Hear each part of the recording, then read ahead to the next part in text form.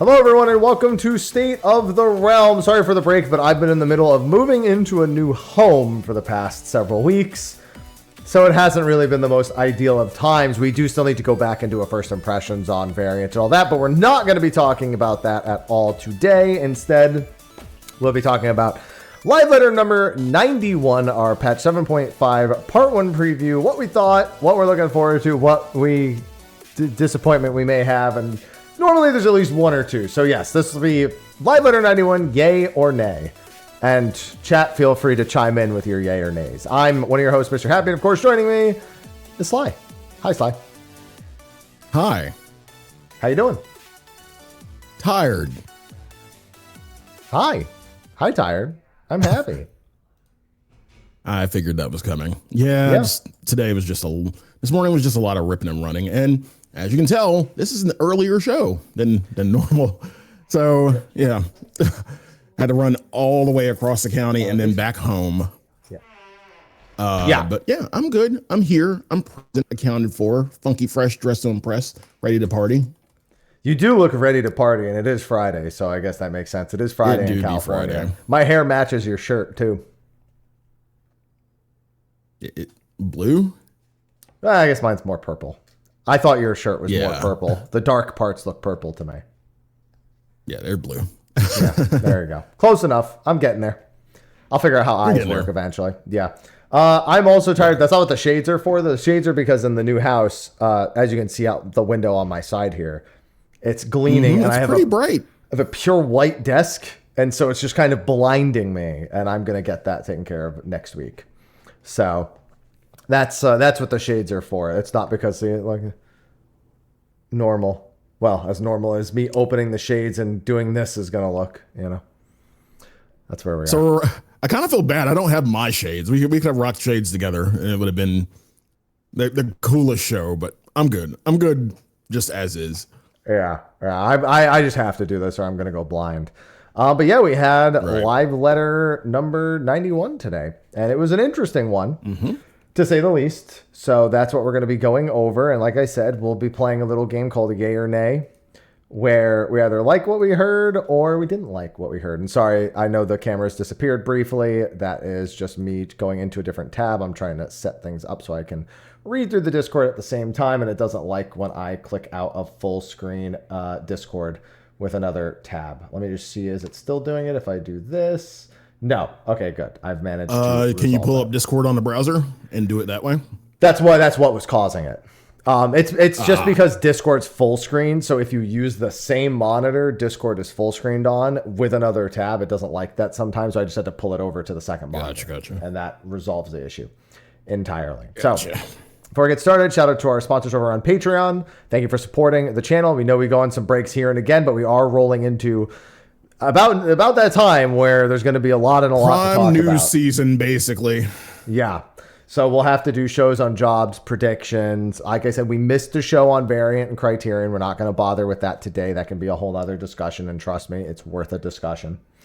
But we are going to be rolling into quite a busy season over the next several months as we gear up for 8.0, probably by January, February, just holding a prediction. So thank you for your support. If you're supporting over there, thank you. So I will ask you, before we get into the particular topics, the whole live letter is a yay or nay. Because part 1 live letters are tough. We had live letter 89, we were shocked at was solid. The live letter. Yeah, that was a part 1 live letter that was really shocking. So yeah. Like, I think it's kind of unfair to compare that one to this one because, like, it was shocking and there was a lot of stuff we weren't expecting in a part 1.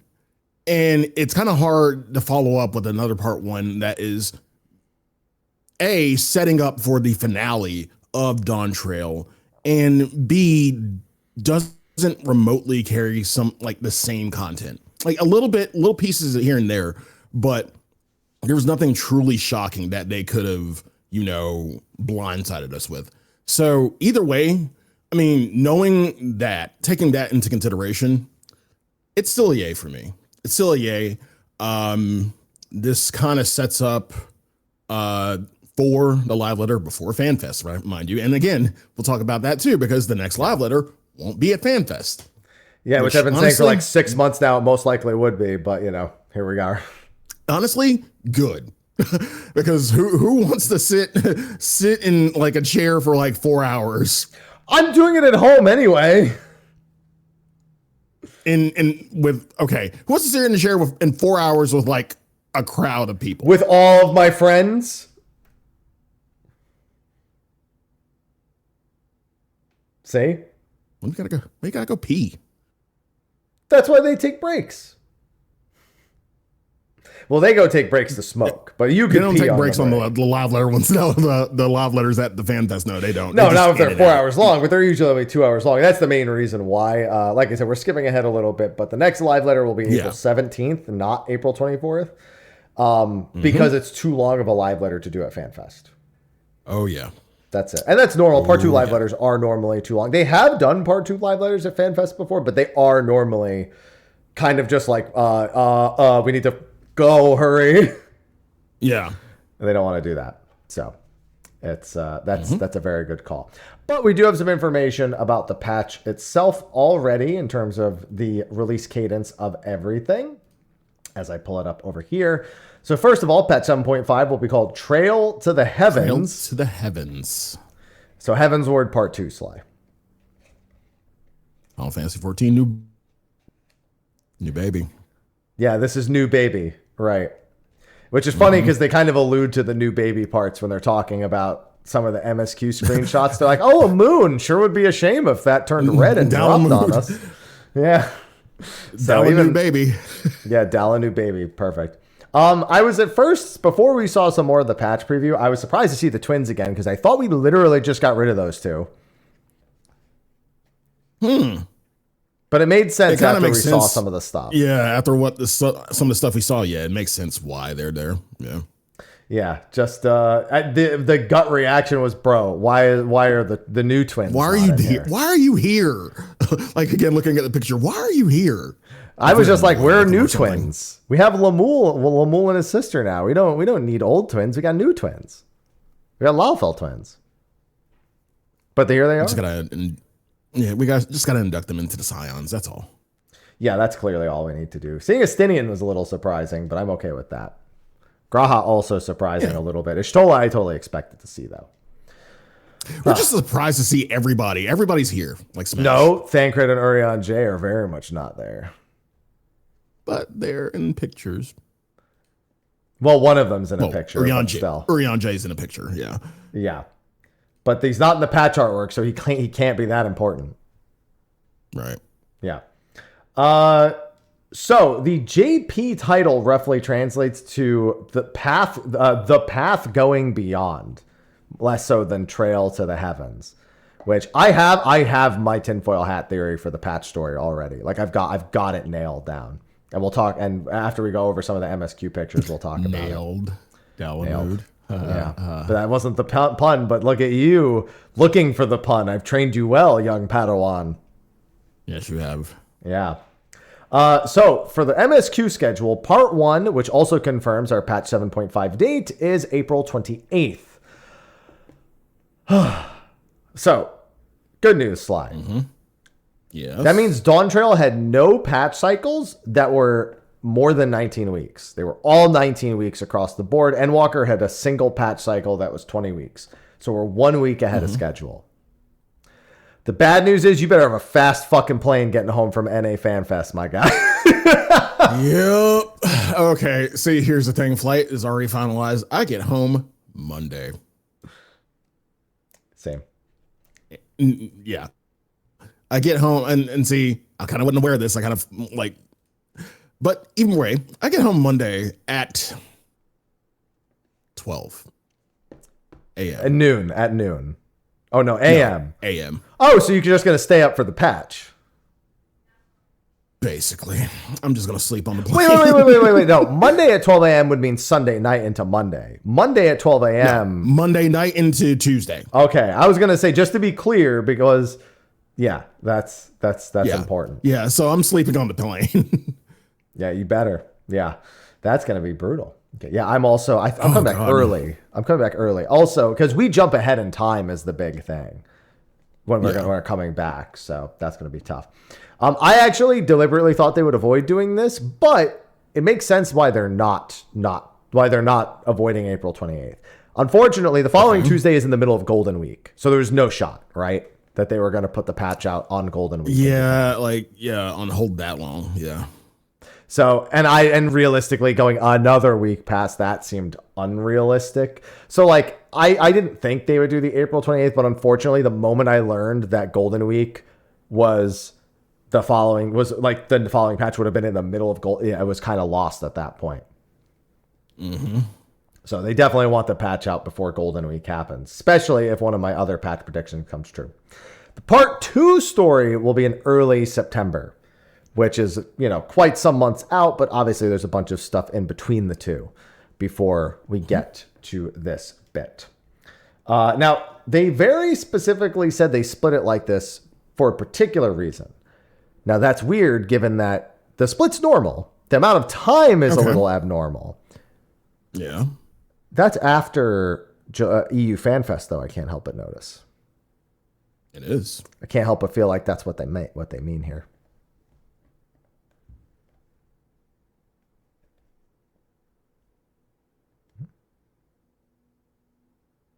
Thinking about it?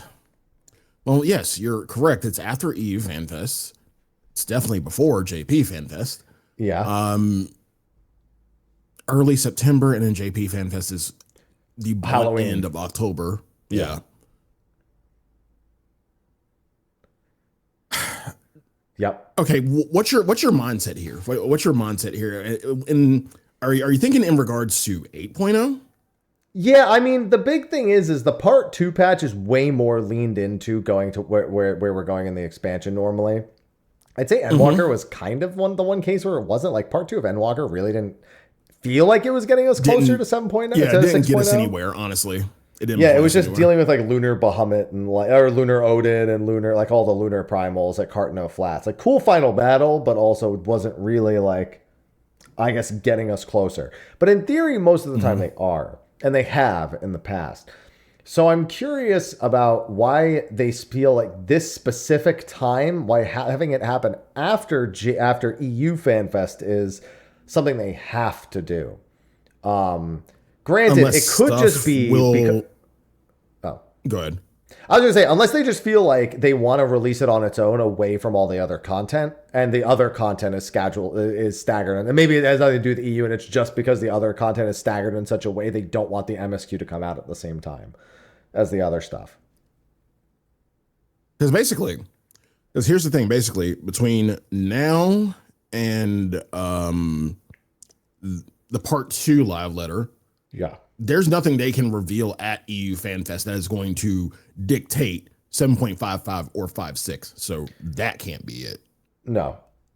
I think it might just be the content release schedule just is so crammed and they want it separated. Right. I think that's probably the most likely reason, but I can't say why is weird because, like, you literally is your very next statement not the reason why? Or does it have to do with the 8.0 release timing? It might. I mean, but that shouldn't matter because that can't affect anything because it won't be till after JP anyway, and it's most likely about 3 months after JP. So I don't see how it could have anything to do with that. And we were kind of talking about this in Raid, like in terms of the timing and everything, which now that we have our content schedule. Yeah. And then after JP FanFest, so you're saying 3 months, so November, December, January. So February is what you're saying. Early February, yeah. So early February, and then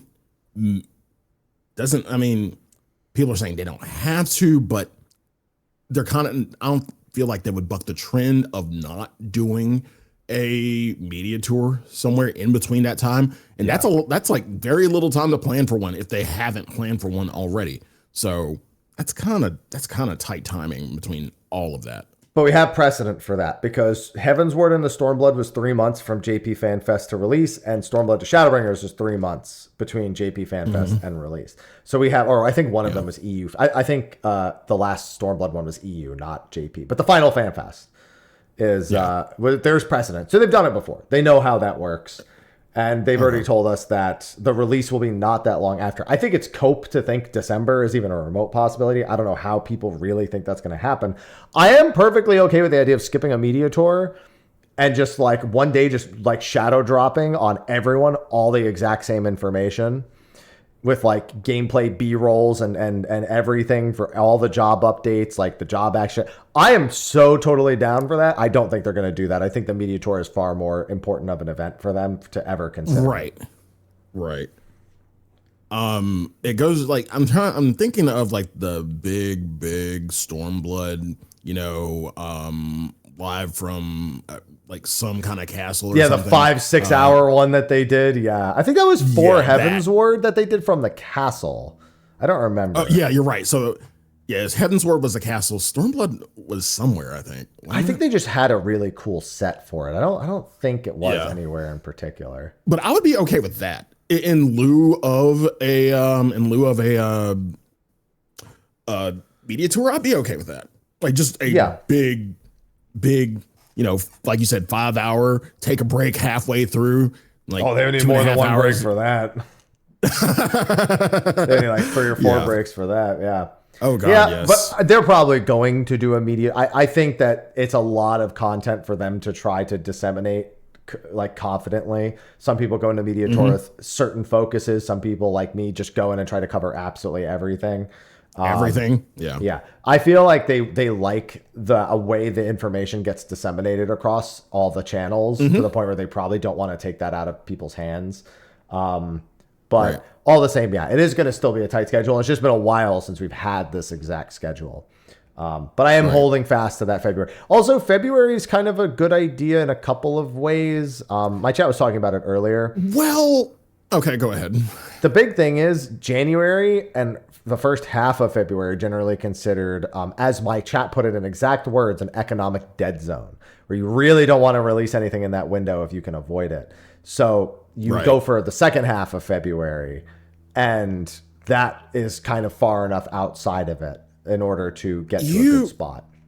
Y'all say economic dead zone, but one, have to consider that, Summer Game Fest hasn't happened yet, and so we don't know what the release timings are going to be like for the beginning of the year. And usually, hell months usually start in February. Like, people come out swinging. Again, example, RE Requiem and a few other games were in February. And they're in the second half of February. That's the big thing, though, is let me put it to you this way, Sly. November and December are dead zones because GTA 6 is theoretically happening in that time already. Yep. January is an economic dead zone because all company spending and all consumer spending is mostly done during the holidays. And February is where people have recovered financially enough to do it. Now, keep in mind, pre-orders aren't going to happen during this time. Pre-orders will be way before that. But that being said, you want people to see the game and think about purchasing the game as they're seeing it. So that's the only reason I'll hold that consideration. I personally think the devs don't give a shit and they'll just do whatever they want to do. And they're not considering economic dead zone or anything like that. But if they can like be like, oh, executive CEO investors, we will release it not during the economic dead zone and give ourselves like 2 or 3 weeks ahead of when we would have maybe liked to have done it otherwise. I could see them just considering that and just going. But the pre-orders during the holidays, I think, is the big thing, and then following up probably with like a mid-February. I would like to see the early February on schedule release, but a mid-February release would in no way be surprising. Like I don't know what the calendar for 2027 looks like in February off the top of my head, but you know what I mean. Yeah. No. Now that being said, I have a tinfoil hat theory of what's happening this patch. And I get it. It's strictly based on the images they have provided. It is not based on anything else. Story-wise? Yes. Okay, go ahead. I think Shale is going to work with the Loporrits in order to retrofit the Ragnarok with the interdimensional key so we can go to the other dimensions and follow Halmarut into whatever shenanigans she's getting into.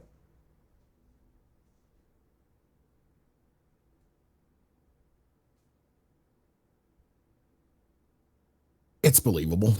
it's definitely believable. I can kind of get what you're putting down. God, we're going so sci-fi. And I hate it.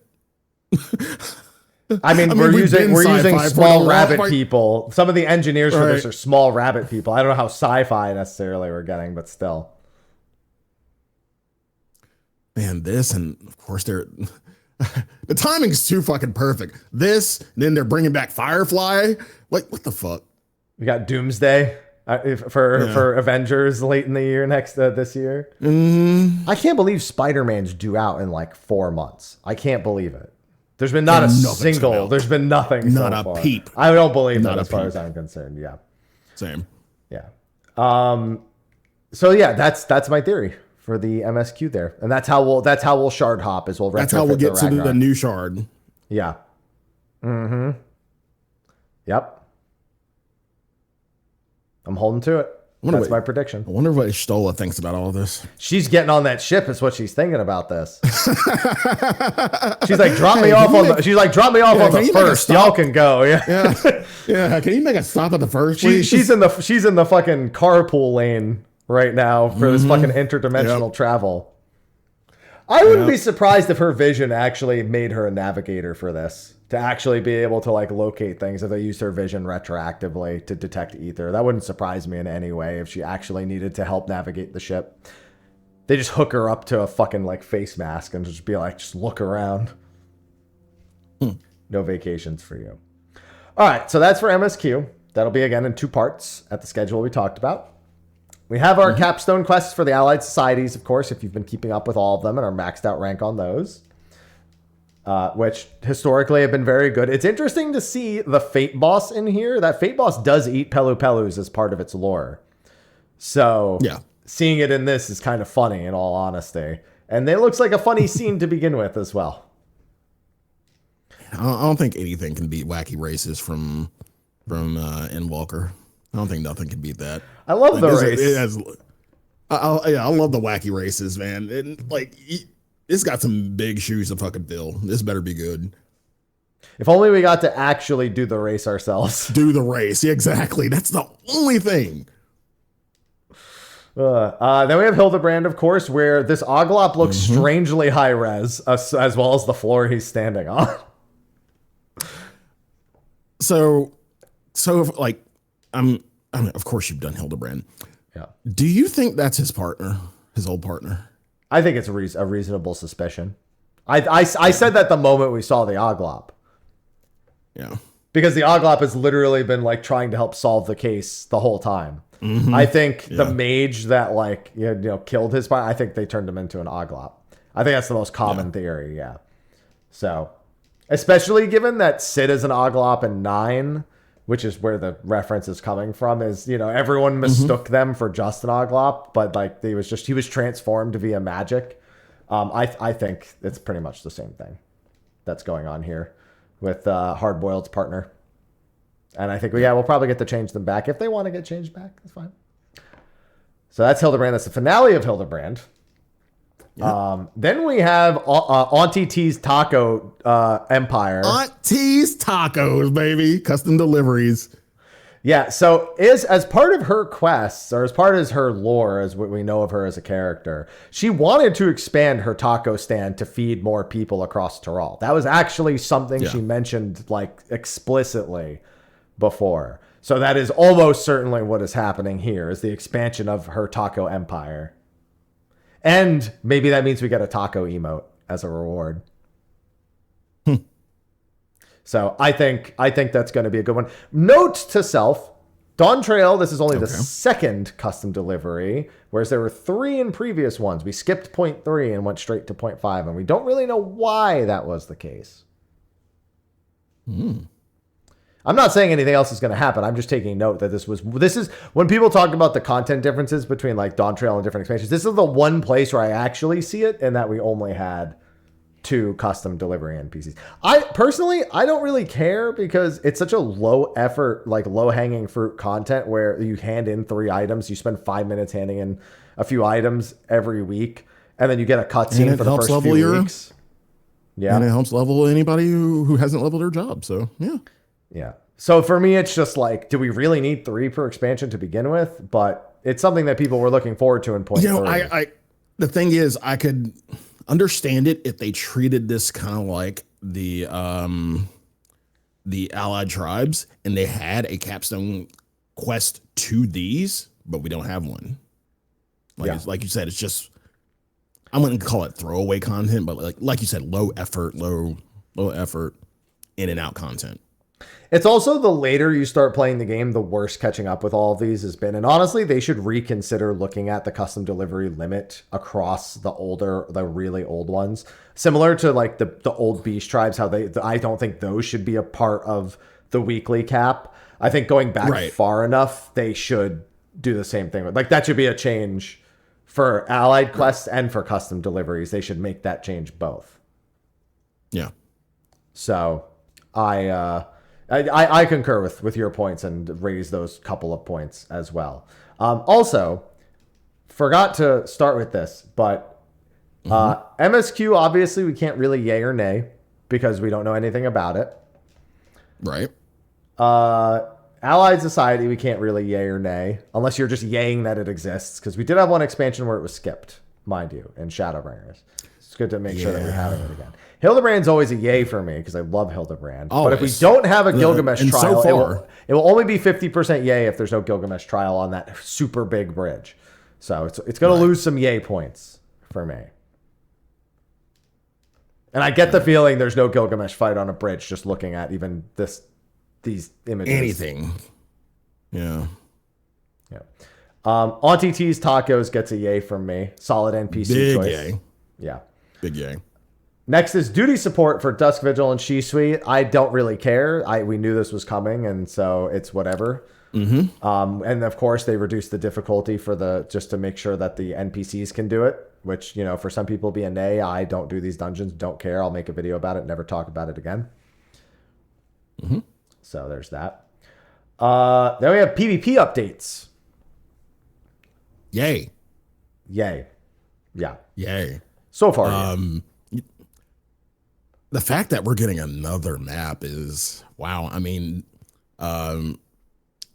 it speaks to the success of, I guess, the series/seasons and Crystal Conflict as a whole. Yeah, I think so. Yeah. So, Archaea Harmonious, great Google library. I think that's actually either an abandoned library in Old Charlian, or it's one of the floors in the forum. Right. Or actually, wait, that's the name of the library. Is that the name of the library itself? That's the name of the library. Or is it the name of the main kind of thoroughfare in Charlian? Yeah, it's been a while. Whatever that big ass library with 1 billion floors, it's that. Yeah. I think it's one of the floors on there. Mm-hmm. Oh my god, chat was like the Numenon. Is the Numenon? I know that is one of the structures. I've just forgotten the naming convention for each and every one. I don't remember if the library is called the Numenon. Yeah. It's all Greek to me, literally. I like what chat says that Final Fantasy 14 gets more PvP maps than Destiny. That's crazy. Can't believe you just said that, but it's true.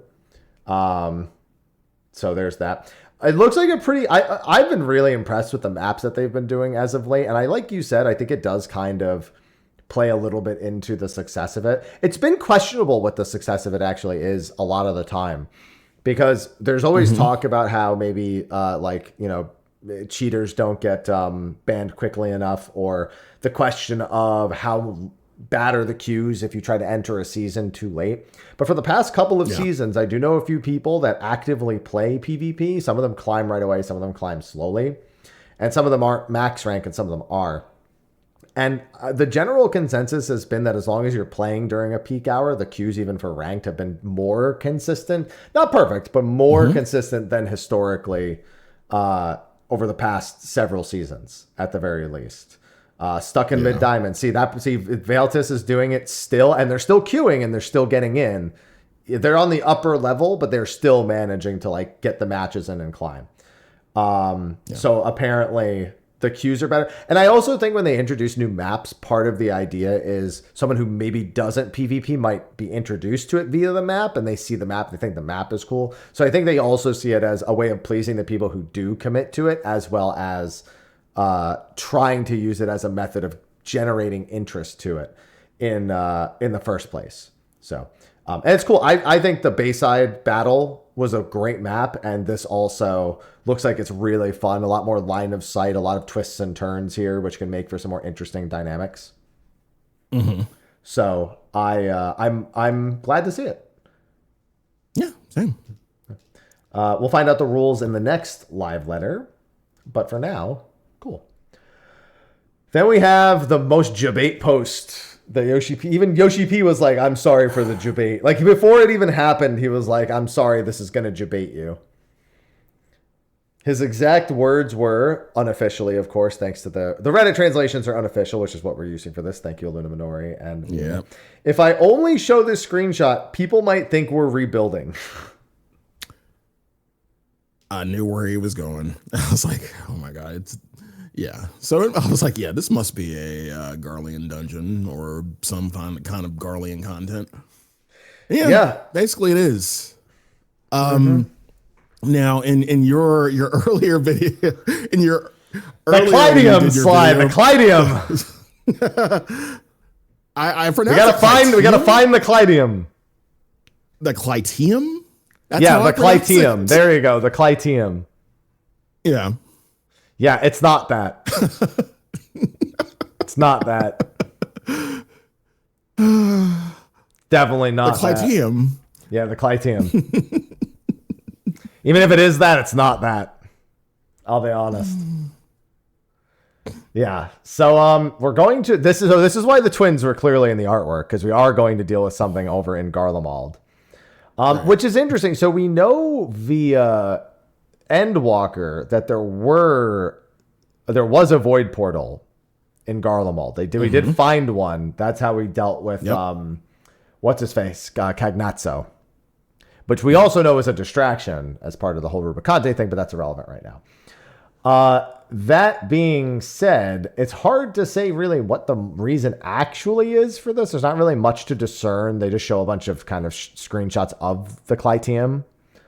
And we never really get an idea of what's inside. That being said, when we get to talk about the trial later, that starts to maybe give us an idea. And even then, it's still a little tough to, figure it out. But we are going, this is another Garlean dungeon. So we are going back to Garlemald, which I think people like. People really want Garlemald to be more than it is, than just a rundown zone on the map.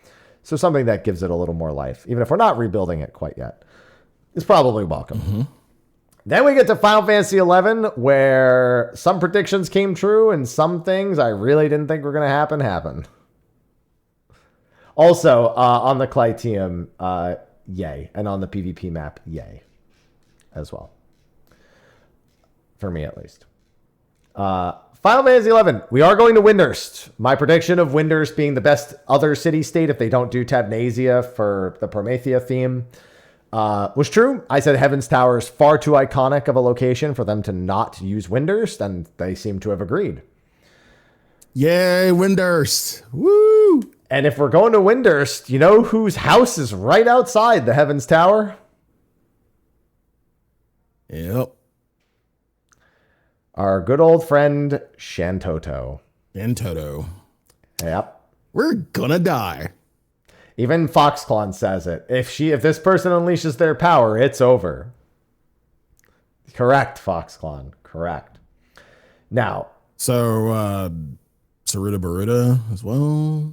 I assume they might not even bother stepping us out into Saruta Baruta. I'm assuming Shantoto's the first boss of Windurst in this. I'm assuming we will work they might play Saruta Baruta's music like they did before. But I think we just are inside of Windurst. Windurst is 4 zones in Final Fantasy XI. Like, they don't need to go out to Saruta Baruta. Then again, I mean, Sandoria is not small either. But the point is there's a lot of Windurst that they could go through before the Heaven's Tower. I think the boss will go into the portal at the base of the Heaven's Tower, go up to the top of the Heaven's Tower, and it'll be Shantoto as a boss. They have confirmed you will fight the character you're seeing here somewhere. Could be a solo instance, obviously. Doesn't have to be in the raid itself. And I think if it is in the raid itself, give up. So it's kind of a tough call. Yeah.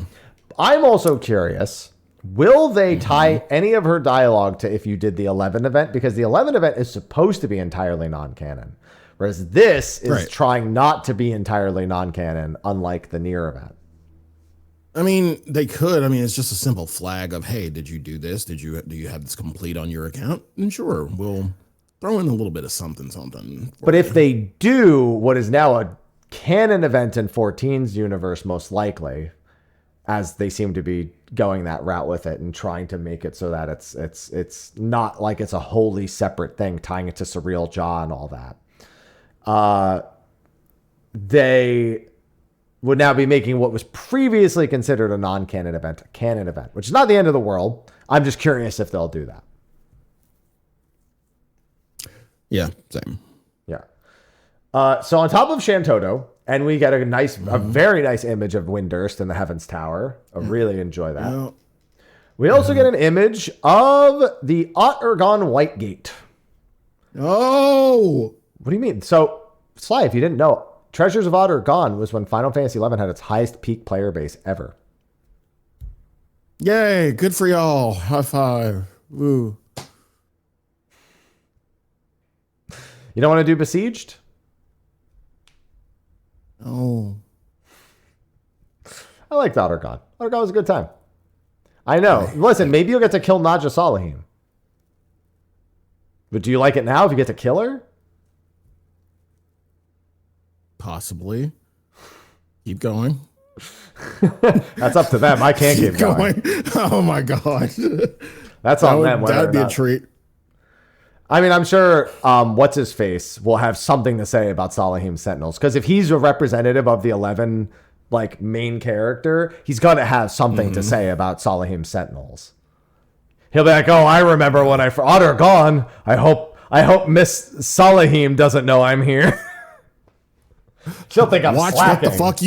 Watch what the fuck you sign. God damn it. Should have read the fine print. Yes, Ott-Ergon represents the single most popular period in all of Final Fantasy XI's history. So I wasn't sure if they'd include it. I levied it as an option, but seeing it here gives us a bit of a wholer picture. So I'm still thinking Promethea is the final boss, and I'd still like to see Promethean as one of the locations. So I'm going to lock that in as another boss. If Shantoto is a boss inside here and isn't a boss like in a solo instance outside, then that's 3 bosses. So the only other boss that really comes to mind for me here, Ott-Ergon has a couple of bosses, but there's only really a handful that makes sense. The most iconic would be Alexander. By far. Yeah. And Odin, technically, but I think Alexander is more iconic in the case of the actual Ott-Ergon story than Odin is. Odin is really a side content character. Not that matters. Fafnir was side content as well. All of Sky is not really side content, but like, you know, Kieran kind of is. So yeah, there's that. But we also have to remember Galul Jaw as a shade has literally been a part of this whole thing. And Surreal Jaw is also a Mammal Jaw. So yeah. Also a heavy possibility. That narrows down our bosses at least a little bit, guess-wise. Or not just Alahim. Yeah. As a boss. With her mace. She'll beat you with her mace. Please. What if she commands the 5 serpent generals? They would never answer to her, just to be clear, lore-wise. No. That would never happen. Hell no. They work for the Empress. They do not work for her. Yeah. Then we get the new trial. So yay for me, by the way. Windurst is big yay for me. Yeah. Nay when I get killed by Shantoto. But that's fine. Now we come to what was the most surprising. This is the second patch I've been immensely surprised by the trial choice. This one is a deep fucking cut. Like, they really reached for this one. I honestly feel like they really reached in the annals of Final Fantasy history for this one. Yeah. For those unfamiliar with the franchise, this is a reference to another Final Fantasy game. This is Enuo from Final Fantasy V GBA. 5 GBA. And I guess Pixel Remaster too? No, he's not in the Pixel Remaster. Okay. No. Not Pixel Remaster, the mobile. Excuse me, the mobile. Yeah, the mobile version, had him too. Yeah. Yeah, the big thing with Enuo is he is mentioned a single time in Final Fantasy V's original story. One single time he is mentioned. And then they made him a secret super boss in the GBA version. He is literally a mage stronger than X-Death in lore.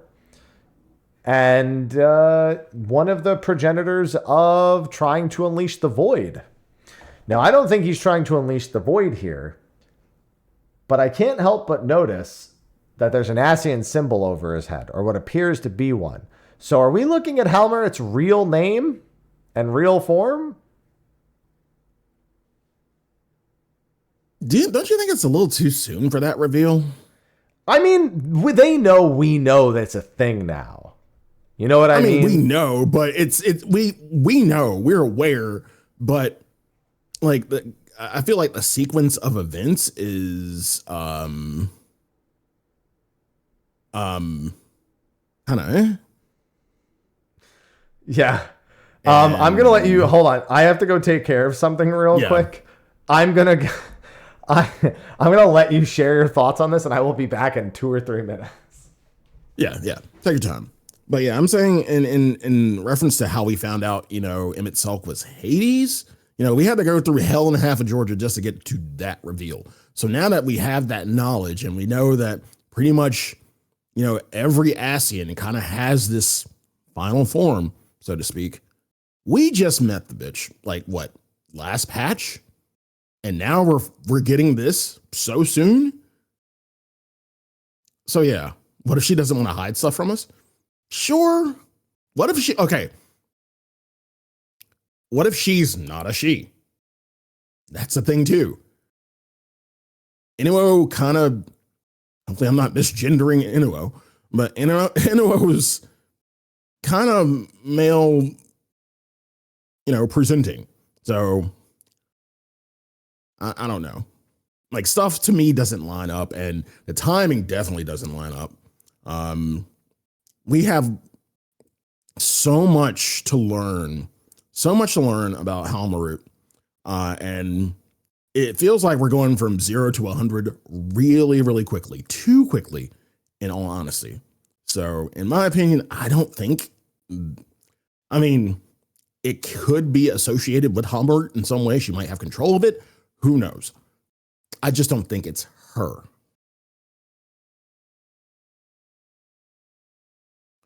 Does our Warrior of Light know that she's an Ascian? You know us. We're fucking dumb as hell. We need to fucking follow the breadcrumbs usually. Like, once we kind of get an idea, we'll get an idea, but we've only seen like a glimpse of a girl holding a teddy bear and running away. That's it. That's all we as a Warrior of Light know. You as the player know way too much. But as a Warrior of Light, we don't know shit. We have no fucking idea. Yeah, that was more for the player. That was more on the player side. Like, we just see a girl running away. We just see, as I like to call her, Poison Ivy. Because, her whole thing with the Academia Anator was, plants. She's plants. She's plant lady. So I'm going to keep calling her Poison Ivy.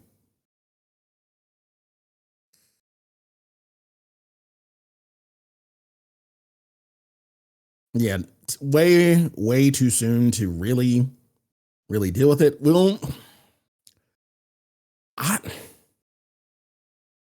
It's hard to say whether this story beat will Halmarut's story beat will come to a conclusion, and even in 8.0. But really, honestly, I think it's too soon.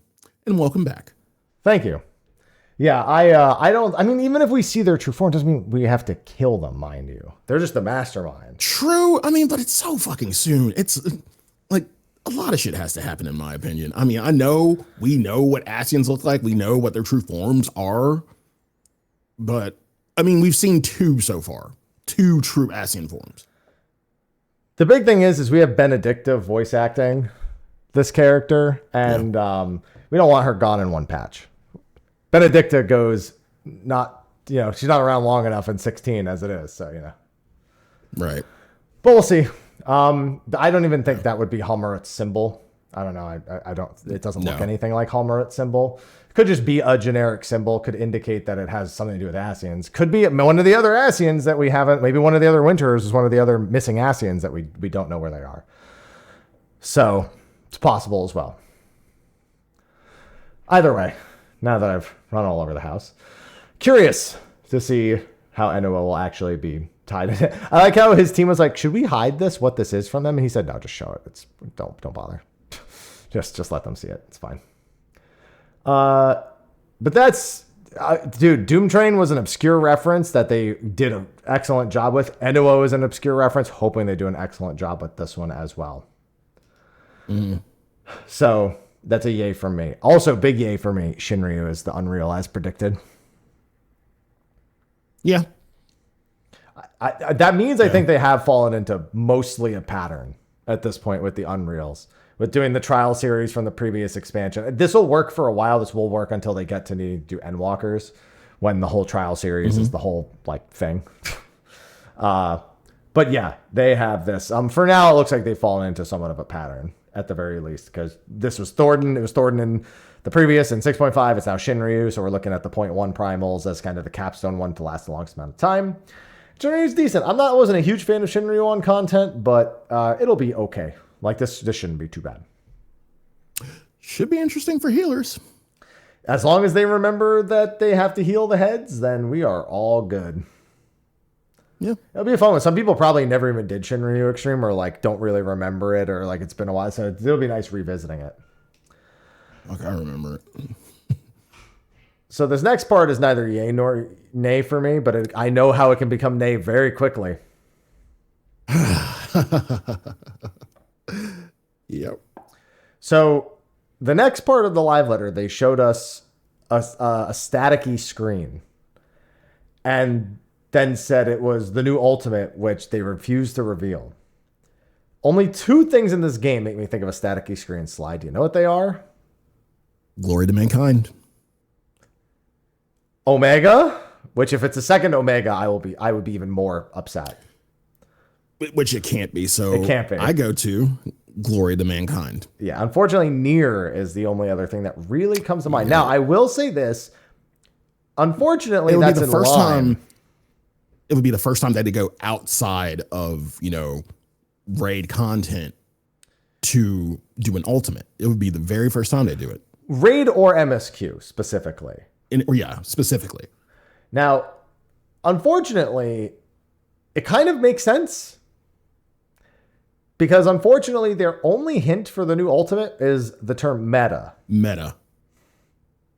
Which unfortunately starts lining the pieces up a little too well. I still want to believe it's Hades, Warrior of Light. It's Unsundered Asians, because that makes sense. It's something that is definitely a really hype thing to kind of chase after for that. But we also know that there's probably a new Nier game being announced sometime in the next, however long. They've been teasing that a little bit as of late. Yoko Taro has, at the very least.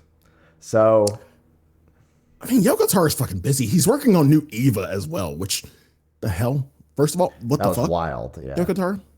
Yeah. So, this is a nay for me, because I don't even like that they showed me a staticky screen. I don't want it to be Nier Ultimate. Nobody does. No, there's a lot of people that do. I don't want it to be.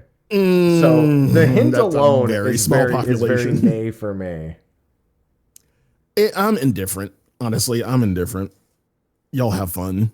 Now they did. The thing is, they did say that they're not going to drag it out too far. World First Raiders will clear fast, but they want to give time enough for everybody to prog and clear as well. So in terms of, I guess we're speaking in terms of difficulty, With that statement alone, where do you think this will line up in terms of difficulty ranking, in terms of difficulty of current ultimates? I don't think it'll be much harder than Fru. I think it will be a little harder, but I don't think it'll be much harder than Fru. I don't think the statement World Raiders will clear fast. They're not talking about Fru being done in 3 days. They're just saying that, like, compared to, like, how long between 7.5 and 8.0, relative to that, World First Raiders will clear fast. I don't think it has anything to do with the difficulty of the statement at all. And I think 3 to 5 days, at this point, nobody should be expecting an Ultimate World First to take longer than 3 to 5 days unless there's a puzzle. Any Ultimate. Yeah. So, that's how I'm feeling about that. My bigger thing is they don't want to drag it out too far, is a question of when it will release. So normally 0.1 patches would be 2 weeks after the base patch. That they've obviously strayed from that a lot as of late. And that is actually when ultimates were in the 0.1 patch. We know the 0.x1 patch is early June and likely has Cosmic and maybe Occult Crescent. Do they really want to stack Ultimate on that? I think they're just going to keep to being 2 weeks after patch and then another 3 weeks later do Cosmic and Occult and then follow the remainder of their patch schedule. That's what I think is going to happen. Mm-hmm. So that's my bigger question because we have no inclination on when to expect this and people want to take off work. So you'll have to wait for the next live letter to get an idea of it, but they really need to say something. I'd really prefer if they said something sooner than that. Yeah. But either way, the more interesting bit is they didn't say wait for the part 2 live letter to find out more. They said wait for FanFest. Why? Why is this not just at the end of the trailer? Yeah, that's interesting because, like, again, this will probably be the only thing for 7.5 presented, and maybe a few more things, I don't know. This will probably be one of the only things presented within FanFest. So yeah. It's just weird to me to not just say, hey, look forward to the part 2 live letter or something. It could have been misspeaking or I don't know. But I can't help but feel like, now that I read it again. What are you thinking? What are you thinking? I just realized we're done with the voice recordings. For Ultimate, yes, I want to say a lot, but please wait for FanFest. They might just be referring to the voice recording section. They might have something with with voice actor. It could just be about the voice actors in all honesty. Okay. That particular statement of please wait till FanFest. Now, okay, but they do say it again earlier. Actually, you know what? Yeah, no, they say it twice. Never mind. The first time they just say please wait till FanFest. Okay, yeah, no. I don't know why. I don't. It's just weird. It should just be a part of the part 2 live letter. So I don't know why they say that. New Phantom weapons. This part was crazy to me.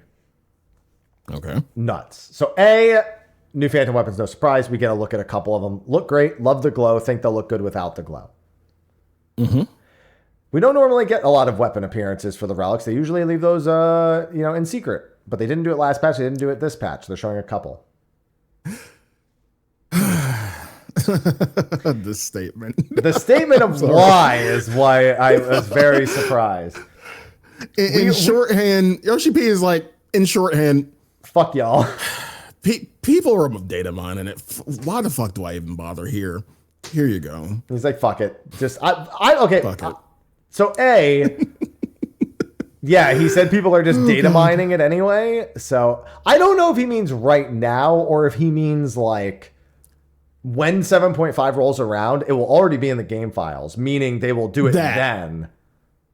So again, that's the point. B, why the fuck are the game files in right now? Just put them in later. Question. That's my question. Why the fuck are the game files in right fucking now? Like, did you really have to put them in? If they weren't in, we wouldn't have to worry about this. But we're here. In terms of doing updating, it is generally a good idea for update schedules to put a few things in it. Like that's technically a good practice to have. It just normally you have to encrypt it enough to make sure that it stays a secret. They did change their encryptment, and it did get harder, but then everyone figured out how to do it, and then that's, it just went from there. So, yeah, that's just why they're showing us some of the models. I'm like, fuck it, just who cares? Just go, here's a little preview, bitches. Anyway, he didn't say that last part. It was paraphrasing, of course. Mm-hmm. But yeah, so we got a good look at those. Can't wait for 1,500 more tomes, by the way. Occult Crescent's Northhorn. We start with a very ugly screenshot, followed by a somewhat better landscape shot, followed by a very pretty shot inside of a cave. Thought I'd point out the dissension of gray into green into glowing. Yeah. New field exploration, new monsters, new critical engagements, new fates. We got what our progression goals are. Yeah. Then we got maximum knowledge level will double up to 40, which isn't that big a deal. Mm-hmm. Yeah. But we also got 8 new jobs, which is 2 more than we were originally told we were going to get. We were told 3 and then 6, but this was like at the start of Dawn Trail, so it's way long ago. So it seems like 8 is the number. We have Black Mage, White Mage, Summoner, Red Mage, Dragoon, Ninja, Blue Mage, Necromancer, and Necro. Yeah. Necro. Yeah, I predicted Necro, but that was when I thought we were only getting 6, so it was really tough. I thought maybe Necro, Dragoon, Summoner, Red Mage, and maybe Black Mage, White Mage. The only 2 not here, I believe, are Beastmaster and Mime, are the only 2 unincluded Final Fantasy V jobs. With this being, I guess, the last little bit, do you think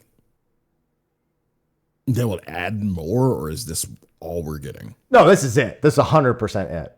Like, this is they told us the exact schedule of the release stuff, like way back when, before the Southhorn even came out. Mm-hmm. So that's interesting. Which a lot of people don't know, that Necro doesn't really raise corpses in 5. It kind of has a summon undead skill that summons different undeads, but you mostly learn. It's kind of like Blue Mage, actually. You learn skills by killing enemies. And you only learn certain skills, mind you. Yeah. But I'm not surprised they didn't do Beast Mage. I didn't even think they were going to do Blue Mage. Just saying. So, yeah, they probably just won't have it undead, like, raise zombies. They'll probably have it raise, like, other things, if they even do that. Or they'll just have it do a completely different thing. It might just have some of its OP learned skills, even.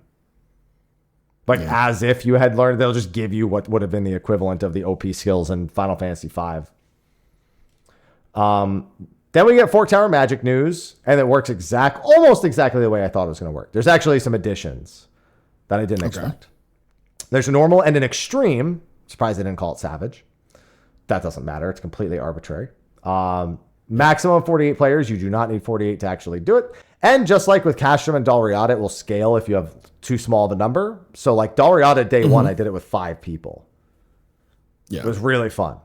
You could do that. Because there weren't that many people at that level when you were there, probably. Exactly. Yeah. So normal difficulty is how it's just going to work for everyone. And it's basically like Dalriada, except you have to go to a physical location and stand on the entry node instead of like queuing into it, which is just how Occult Crescent works as a whole. There's no like critical engagement queue system style thing. And if there's more than 48 players, it'll select the 48 at random. But if the one change from Dalriada and Castrum is if you fail to be selected, you will get the bonus and will be more likely to be selected the next time, so long as you stay in the same instance, I assume. Yeah. So it'll be given priority. So that's good to add the priority system to that, because I have had instances where I get into 0 Castrums in Southern Front. So I'm totally okay with that. And Extreme works almost as I expected, except I thought we were going to need ciphers. There's no cipher requirement for Extreme. You just have to do those pre-mades outside and queue in, and that will force it to be Extreme. And then once you enter the Extreme, it'll open the instance, make it public, and it'll be just like any other instance after that. So it works exactly the way I thought it would work. Yeah. Another thing was gear. And this is another yay. All of these are yays for me, by the way. Minus the part where it says new monsters. Because, like, yeah, no shit. Why did you put new monsters on the slide? Like, no, I thought it would be the same monsters. Thank you for telling me. You've set my expectations way higher now. Yeah. So a lot of people have been wondering. Gear in the previous instances was kind of weird. Eureka, we had a set in Animos, and then we didn't get another set until I think it was Pyros. I don't remember if Pagos had an armor set. But the point is that two different armor sets that had completely independent progression of each other. One of them just upgraded within the zone. One of them upgraded over the course of a couple of zones, which was weird compared to the weapon, which obviously is consistent across all the zones. And then in Bosia, we had a set of gear. We could upgrade a set of gear in Delubrum, and then there was another set of gear with completely independent stuff, but wasn't as good inside of the zones as the Delubrum Regine Savage gear was. So it was like this kind of weird like reset of the progression, but the progression in the second zone had nothing to do with the progression of the first zone. It was really just like buying items in the second zone for glam and maybe item level if you need it. In the North Horn, there's a whole new set of armor, but you are upgrading your South Horn armor. And if you have +1 or if you possess upgraded South Horn gear, you can skip some steps to upgrade the North Horn gear. So, actually, let me rephrase. It looks like the North Horn gear, if you don't have the South Horn gear, you can just buy the North Horn gear and start there. You don't have to buy the South Horn gear first. Let me fix that. But I wonder if that's because the North Horn gear is going to require both South Horn, both Forked Towers to upgrade. So if you've already spent some upgrade materials on the South Horn gear, the Sanguinite, you're then thus skipping that part of the progression of the North Horn gear.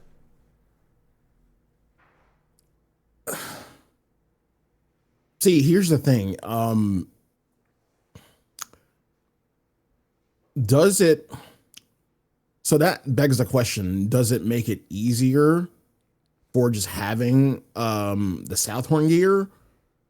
And just like if you are starting from scratch, if you just this is going to be your first time doing, you haven't done anything, you haven't done South Horn, you haven't done anything, and you are going for gear, would it be the best option to go for the South Horn gear, do all that shit, or would it like just don't bother and just go ahead and get South Horn gear and just start from there? Do South Horn gear now if you want to skip it later. Otherwise, it's just do it when North Horn comes out. It's really no different. Because here's the thing, if you do have to go back to Fork Tower Blood to get the +2 North Horn gear in any capacity, having another 8 jobs unlocked will only make Fork Tower Blood that much easier.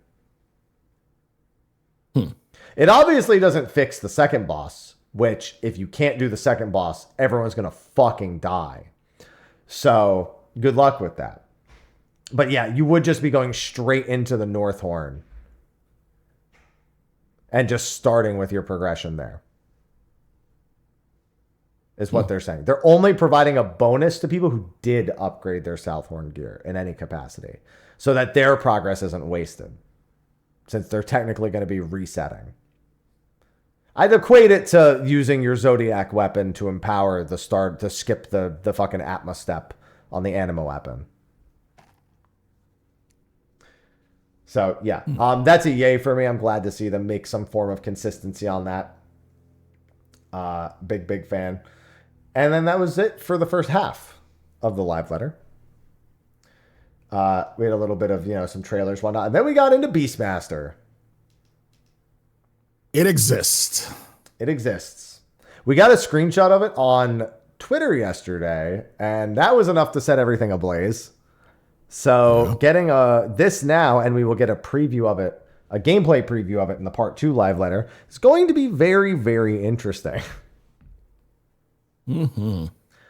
So first of all, as per the screenshot yesterday, as was noticed and predicted, their weapon is a one-handed axe. With a shield.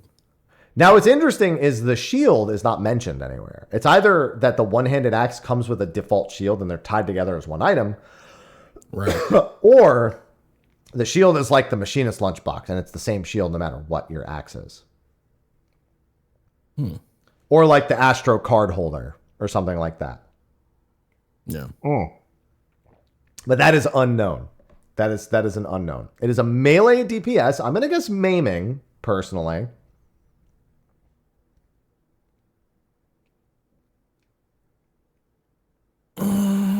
I mean, It's got some softer armor, but I could see it being striking, but definitely not scouting. Yeah. Yeah, I agree with you on that. Yeah. But I'm going to start with maiming as my prediction. And just as predicted, start at level 1, max level 50. Oh. I've been telling people that was what it was going to be for ages. There was no reason to expect it to be higher than that. Yeah. 60 was the max I was willing to bet because they want to update it over time. And if they, blow their load immediately, it's not going to work. We do have the job quests on release. To unlock it, you just need to be level 50, complete 2.0. But for you free trial enthusiasts, you do need Dawn Trail regs. Yeah, so you can't go in you cannot use it in the free trial. Ah, snap. One day when Dawn Trail is a part of the free trial, you will be, though. Yeah, eventually. Yeah, in like 15 years. Probably.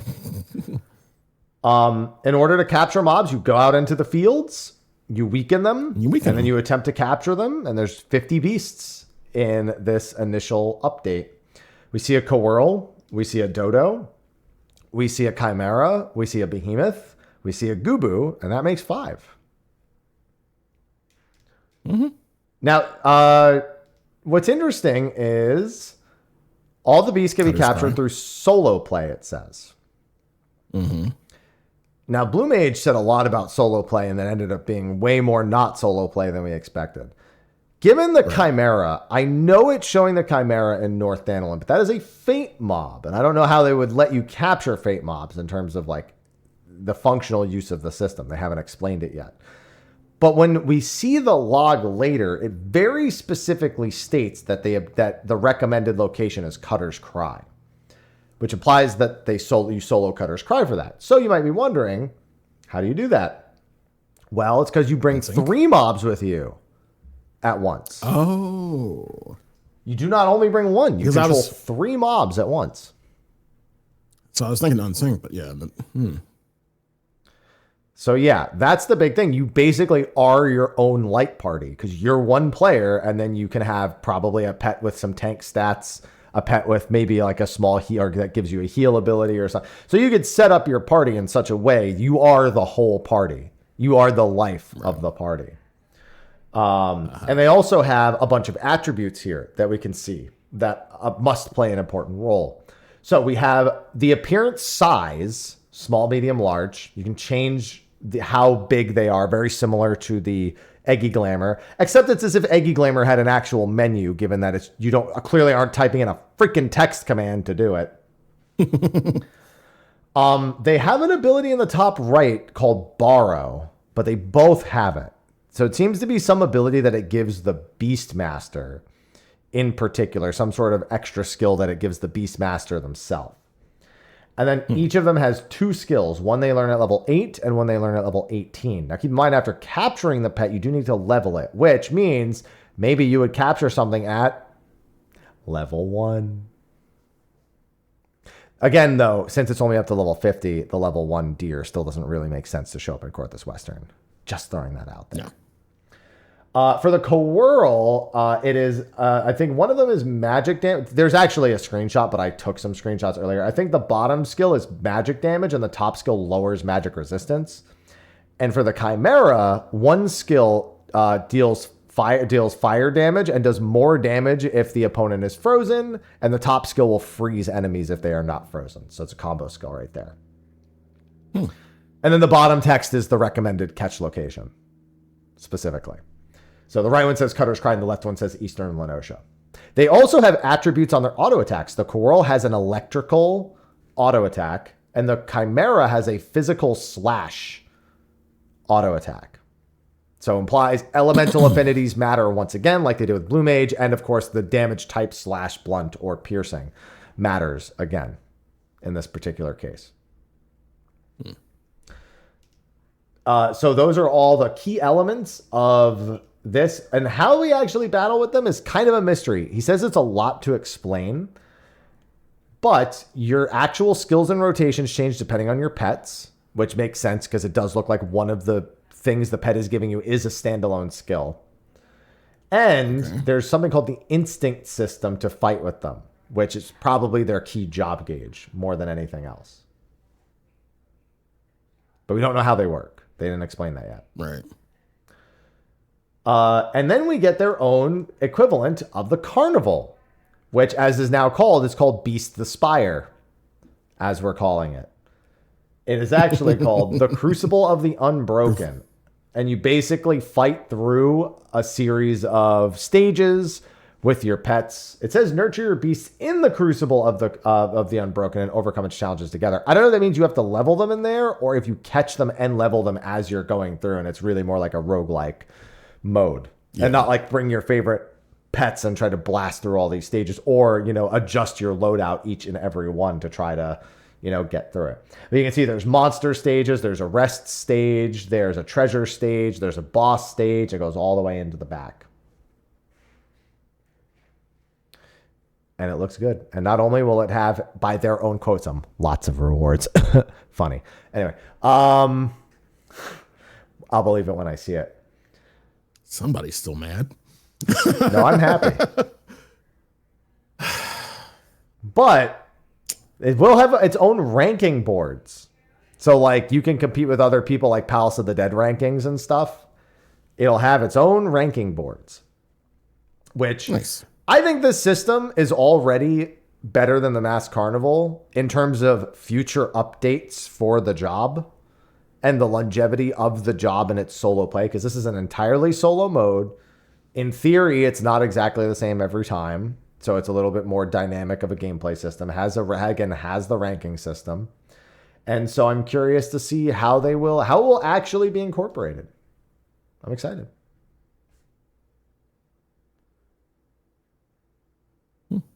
How do you feel about what we've seen with Beastmaster? This is basically all of the initial preview, and we'll get actual gameplay in the next live letter.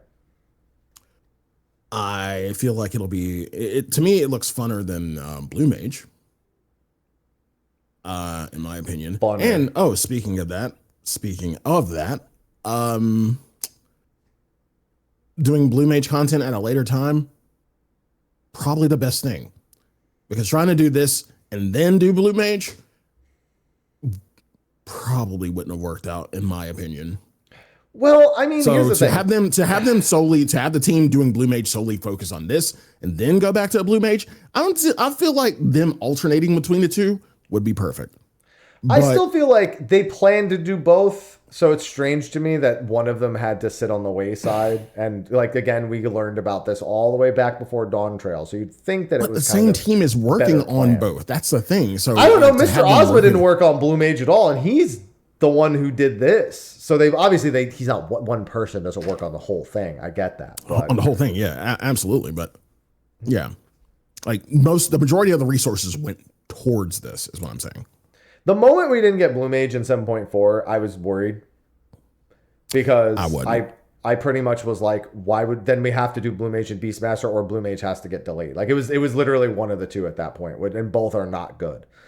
My other opinion is that honestly, shelve Blue Mage until you can figure out how to properly update it, because the updates after the first one or two, like the Masked Carnival, should be the highlight of what they're doing with Blue Mage. It shouldn't be doing raids with 8. And I love the raids with 8 Blue Mages. I think it's super creative and fun. But it just shouldn't be the core of the gameplay of the job. And it really has become the sole identifying factor of how the job functions. So for you, it sounds like it's a matter of solo play versus, that's what they sold it as. Exactly like here. When they revealed Blue Mage, they kept talking about solo, which is why these words are still a little meh to me. Because they said the same thing about Blue Mage, and by the time we got into Alexander, it was like, well, time to only do there was nothing to do. They added 5 stages, a few abilities, and they're like, go do all the new raids and extremes with 8 Blue Mages to get all these achievements. It's like it should have been more Masked Carnivals, more unique achievements for doing the Masked Carnival in certain ways, more skills that help you solve puzzles inside of the Masked Carnival. Instead, it was like 25 stages, 5 stages, 1 stage, and just like a handful of abilities in doing that. I think the Masked Carnival is where they flopped. They focused way too little on the Masked Carnival and the longevity of it, which made the future updates just way less exciting. The patch of Blue Mage coming out, I loved it. Like, I was worried about its future, but I loved it. Doing the Masked Carnival blind and figuring out everything while also trying to go throughout the world and uncover where all the different spells were, and even making parties with other people to try to unlock those spells was a pretty decent highlight for when Blue Mage came out. It felt like something to pretty well sink your teeth into. But the subsequent updates were pretty much just do the few carnival stages and then go do the raids, and that's it. And they only got more and more about just being the raids. And the rewards for the raids after Alexander have just not been as good either. So I really think they should have just doubled down on that. Honestly, I want Crucible of the Unbroken for Blue Mage, but you start with just Water Cannon and you have to like unlock spells by picking stages and build out your load. Like, I want that for Blue Mage. That's actually what I've been asking for. I've been saying, oh, give me a Blue Mage deep dungeon where you start with nothing and you have to build your way up. That's basically what this mode is. I want a roguelike mode for Blue Mage. They just gave me what I've been asking for. They just gave it to Beastmaster instead of Blue Mage, which is great because I feel like I'm probably going to like it for Beastmaster. But like, I think they need to reevaluate how they prioritize Blue Mage content. You advertise it as a solo play job. I get that people liked doing the raids and everything, but you didn't give us Ultimate, which was a huge problem. A lot of people, they were like, oh, we don't want to undermine the way that Ultimate Raiders. Bro, I get YouTube ads for Ultimate sales at this point, right? Like, nobody cares about the prestige of it at this point, outside of your own personal experience and how it was for you to do it. That is the only thing that matters from Ultimates anymore. And the fun of doing it with friends or helping friends get through it in that same regard so they have the same experience. That's it. Like, it's all about personal satisfaction. So the notoriety is dead. And the only people who wanted Blue Mage for Ultimate are the people who already do the Ultimates anyway. So they don't feel like they've lost their like prestige or whatnot. It's another way to tackle something they've already been doing and done a bunch, and they want to experience it in a new and different light. So they missed even the raid marker that they had doubled down on. They missed the point of it. So it's like, just reevaluate the whole way that you do it and don't make that same mistake with Beastmaster after the first update, because the first update looks like it'll be enjoyable again. It's how they update it after the fact. But I think they've set it up to be updated better than Blue Mage was, to be clear. I think this is a better setup overall. In that regard, do you think Blue Mage will get better now that this is coming out and you have that expectation for Beastmaster? Do you think with that Blue Mage gets better over time? No, I think they're stuck in their ways with Blue. I think Blue Mage at this point, they update out of like pity for us. They're like, we said we'd do it, so we should really do it, right? And here they were like, so it's more surely like, won't it's mind more if we push routine. it back. So Blue Mage is just more routine now. It's just like they'll update it just to update it. Yeah, I think Blue Mage is just a routine. Like, when we want to do it, we're going to update it. I would love to be wrong, but it's just, we've had four total updates, the release and 3 updates, I should say. And they've only gotten less and less exciting. And I feel like that's because of how routine it is at this point. So I hope Beastmaster and how they do it is analyzed and understood what works about it, because Blue Mage has proven with the Masked Carnival it can create something people do enjoy. Yes, there's still going to be people mad it's a limited job. Yes, that's going to happen here this time too. But the core of what was being done with the Masked Carnival was good ideas, achievements with unique modifiers that you could work towards with titles and stuff. The weekly Blue Mage log for the allied seals for free teleports that forced you to do certain fights with certain challenges. Like, all of it was there. They just abandoned it and just started making it just do the raids and trials. And, oh, we'll add the single instance perfect achievement per update. Just lost their way on Blue Mage a little too much. Yeah. And like I said, just became too routine. But Beastmaster, the first update's not my concern. I think all of this sounds great. I'm excited for this as I was for Blue Mage. I'm afraid for every update after this for Beastmaster. That's all. But I think having the 3 beasties as your friends and them having 2 abilities each and the number of abilities we've seen throughout the game, I think there's more room here for improvement. And you could just walk around with your friends, with your beastie friends as well, which I think people will also just enjoy from like an aesthetic purpose. I can't wait to see what S ranks we can spawn with it eventually. I'm just saying, Blue Mage That'll be interesting. self-destruct is a method to spawn an S rank. So Yeah. that's Tarcha in Amarang. Is specifically a Blue Mage blowing themselves up on the spawn location with self-destruct. So let's see what the Beastmaster can do next expansion. Yeah. But yeah, that's where they're at. I'm very curious. Now, okay, I the next thing. So Beastmaster was yay for me. But the next thing is so close to being a nay because it just makes me scared. All right, I'm so very scared, Sly. I'm petrified. I'm absolutely horrified at the next part. Not because I think something's going to happen, but I know what could happen. Okay. What's the next update, Sly? Ocean fishing. So here's the thing, Yoshi P. I know that you were like, yo, look at this 30,000 Accursed Horde achievement. Isn't that so cool? We should do that for more things. But you don't have to, is the thing. You could just leave it at 3 million ocean fishing points and never go any higher than that. You don't need a 5 million or a 10 million in any capacity.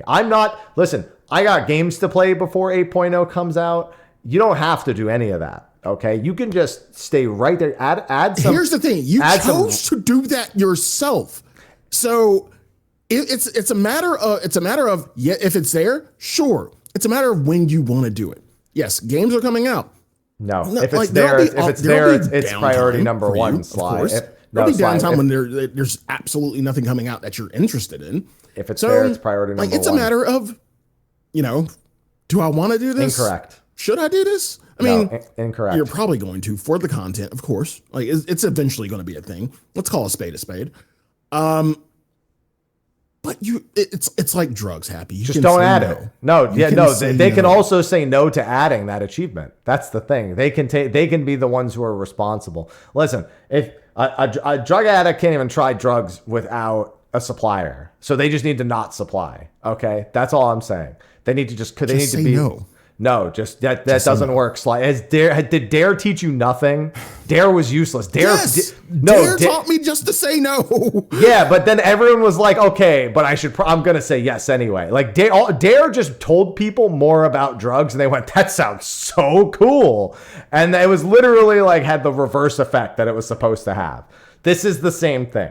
Okay, so they just need to. This is the Dare of Final Fantasy 14. You say I don't need to do it. You say I have a choice, but I've already committed and I'm already in it. So if they do it, I have to do it. I don't have a choice, Sly. I can't just not do it. If you had 20,000 Accursed Hordes, you wouldn't go, oh, I'm not going to do 30. No, you would commit to doing the 30,000 Accursed Hordes. It's unacceptable. If you had final fish from Endwalker, you're not going to be like, I never need to catch a big fish again. If you have the triple triad card mount from Endwalker, you're not going to be like, I'll never pick up another trip. You're done. You're in it. You're already there. Now you just have to go with it at that point. So they just need to not do that. They just need to add some route specific achievements like they did with the Ruby route. They didn't add a new point achievement and we're good.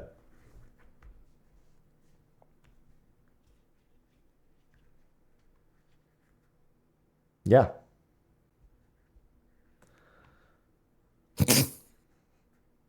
Yeah, Dare. I've seen that acronym Drugs are before. really exciting. Yeah, Dare. Drugs are really exciting. Exactly. Oh God, Happy. I'm just see. Here's what chat. I'm gonna ban you. I'm gonna ban you, chat. Don't say there's 3 routes and they're all gonna be 3 million each. Stop it. Here's what I'm praying for. I'm just praying that you are just so fucking busy that you don't even have fucking time to think about it. No, because Sly, here's the thing. I did this grind, so I know what goes into it, right? I know. You do. Here's what you do. You're like, every 2 hours I have to be here. You do everything else for 1 hour and 59 minutes, that for 22 minutes, and then you go back to doing everything else. That's how it works. The fact that you had to keep that timer going, the fact that you had to keep that alarm timer on just for this. Yes. It's a thing. It's a thing. You have to, once you're in, you're in. You ever see that movie with Kevin Hart and The Rock, Central Intelligence? Yep. Remember when he says, if you're, Once you're in, you're in. And if you want out, you got to go in deeper. It's the same thing.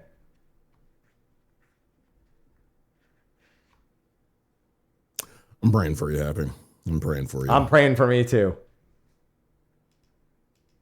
Jesus, I don't ask for much.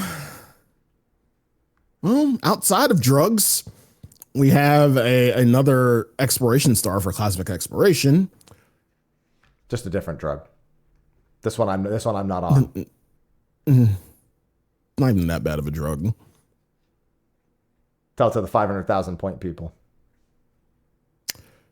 True. Yeah, we have Ozisia. Yeah, really pretty looking star. Not much to say about it. Just, do the stuff. Yeah. Don't do drugs. Yeah. I wonder if they'll have another interesting, so again, I was kind of disappointed by the system they added with the latest one. I wonder if they'll do something similar here or just continue that system here and then maybe add something else. They said they're not going to talk about it till the part 2 live letter, but I'm curious more than anything. Now, the next thing, Sly, I also have a prediction for. I think I know what it is, but go ahead. So we're getting a gold saucer update, and they wouldn't tell us what it is. They said it is a multiplayer content for the gold saucer. Now, a few things come to mind here. Number one, we could be getting more Fall Guys maps to begin with. We have a few, but there are a bunch of Fall Guys maps we never got or game mode types we never got. So it's not unreasonable that they may try that again. Obviously, the joke is first we had Fall Guys, now we can have Among Us. I don't think that's going to happen. And there's plenty of other predictions that would go. But there's something that leads me to believe there's a whole reason for this, Sly. There's a whole nother game that has the gold saucer in it. Their third part is probably coming out next year, and they told us we would be doing a collaboration with that game maybe as we approached the final part. Here's the thing. It's been data mined, hasn't it? It sure has been. There is a reward that my chat has asked me about, and I have to keep we have to talk about it now. We already brought up data mining earlier. The thing. We can't even. It's again the Yoshi P thing. Fine, fuck it. We'll talk about it. Yeah, literally, I think it's the same problem. My chat has come to me several times over the past couple of days, over the past week, and where do you think this new Final Fantasy VII bike is going to come from? And I'm just like, what new Final? God, I got people talking about data mines in my chat again. Yeah. But then I saw this and I was like, oh.